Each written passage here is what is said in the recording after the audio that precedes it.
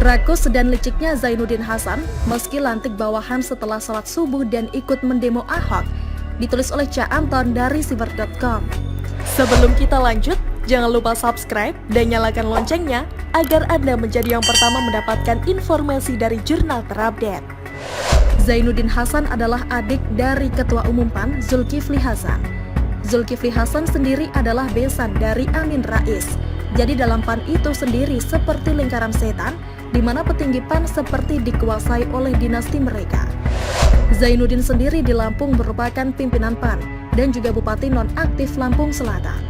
Partai yang seperti ini menurut saya gak ada peluang untuk menjadi partai besar karena partai tersebut cenderung kental dengan unsur nepotisme. Kita ambil contoh di Jogja, di mana keluarga Amin Rais juga banyak berkecimpung di PAN. Sebuah organisasi yang kental dengan nepotisme berpeluang hancur disebabkan oleh gak dihargainya orang-orang yang berkualitas. Orang berkualitas akan kalah dengan persaudaraan. Oleh sebab itu wajar saja kalau PAN sendiri menurut survei sudah ngeri-ngeri sedap gak lolos ambang batas parlemen. Zainuddin Hasan melantik bawahan usai sholat subuh dan menuntut Ahok untuk dipenjara. Zainuddin Hasan sendiri kerap menampilkan diri sebagai sosok yang religius dalam berpolitik. Bahkan ia pun melantik pejabat ketika usai sholat subuh. Selain itu, ketika ada demo yang menuntut Ahok dipenjara pun, Zainuddin Hasan bersama anggota DPRD Lampung dari PKS turut serta ke DKI Jakarta untuk memutihkan Monas. Kalau melihat himbauan Zulkifli Hasan sang kakak sekaligus Ketua Umum PAN, menurut saya wajar kalau Zainuddin Hasan menjual hal-hal yang berbau agama. Sebab Zulkifli Hasan sendiri meminta para kadernya untuk melakukan sholat subuh, supaya suara dalam lingkungan masjid tersebut tidak semuanya suara diambil dari PKS. Secara tidak langsung label religius dan agama ingin dilekatkan pada PAN, atau mungkin bisa dikatakan itu digunakan sebagai nilai jual dari PAN itu sendiri. Dari sini mungkin kita akan mewajarkan kalau Amin Rais menggiring opini publik dengan mengklaim PAN sebagai partai Allah. Kelicikan dan kerakusan Zainuddin Hasan, meskipun terkesan religius dengan segala embel-embelnya, ternyata Zainuddin Hasan bisa dikatakan licik dan rakus. Hal itu dilihat dari caranya melakukan pencucian uang hasil kejahatannya tersebut. Seperti yang kita ketahui bersama, Zainuddin Hasan sebelumnya kena OTT terkait kasus suap infrastruktur. Sebelumnya dugaan suap awalnya sekitar ratusan juta rupiah, namun setelah dikembangkan ternyata jumlahnya begitu besar. Kini Zainuddin didakwa menerima suap 72,7 miliar rupiah.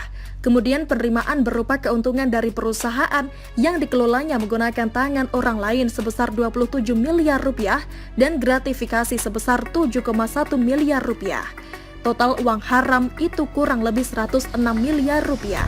Dari total uang tersebut sekitar 54 miliar disembunyikan Zainuddin dengan cara menempatkan uang tersebut di rekening orang lain. Uang haram tersebut digunakan untuk membeli 7 mobil mewah, memperbaiki kapal pesiar, pembelian unit Asphalt Mixing Plant atau AMP untuk renovasi rumah, membeli saham rumah sakit dan juga untuk membeli villa. Untuk pembelian mobil sendiri supaya gak ketahuan asal-usulnya diatasnamakan sebagai milik Sudarman. Sedangkan saham rumah sakit Airan atas nama anaknya. Siapakah yang menista agama? Zainuddin Hasan atau Ahok? Dengan kejadian di atas, orang akan berasumsi bermacam-macam pada Zainuddin Hasan. Zainuddin Hasan akan diasumsikan oleh banyak orang sebagai penista agama karena dianggap menggunakan kedok agama dalam berpolitik. Meskipun terkesan religius, tetapi kelakuannya berbanding terbalik dari perintah agama itu sendiri. Secara fakta, apa yang dilakukan Zainuddin sudah disepakati merupakan hal yang salah. Sedangkan apa yang dituduhkan pada Ahok, gak semua sepakat terhadap tuduhan penistaan agama yang ditujukan pada Ahok. Meskipun begitu, Ahok sudah meminta maaf dan membayarnya dengan menjalani proses hukum dan masuk bui. Terkait siapakah yang menista agama itu terserah persepsi kalian masing-masing. Tetapi intinya, dengan berbagai peristiwa ini kita sudah bisa mengukur rasionalitas masyarakat kita dalam berpolitik. Masyarakat kita masih cukup banyak yang tergoda dengan isu SARA dalam politik. Masyarakat kita juga belum bisa memandang secara utuh seorang manusia, masih ada embel-embel dalam memandang manusia, yaitu suku hingga agama. Meskipun dalam satu bangsa yang sama, masyarakat kita masih ada yang menganggap Tuhan itu lemah. sehingga harus dibela dengan mengesampingkan sisi kemanusiaan. Udah itu aja. #Jokowi lagi. Bagaimana menurut Anda? Silahkan menulis komentar di kolom komentar. Jangan lupa untuk like, subscribe, dan share. Arkana pamit. Wassalamualaikum warahmatullahi wabarakatuh. Sampai jumpa.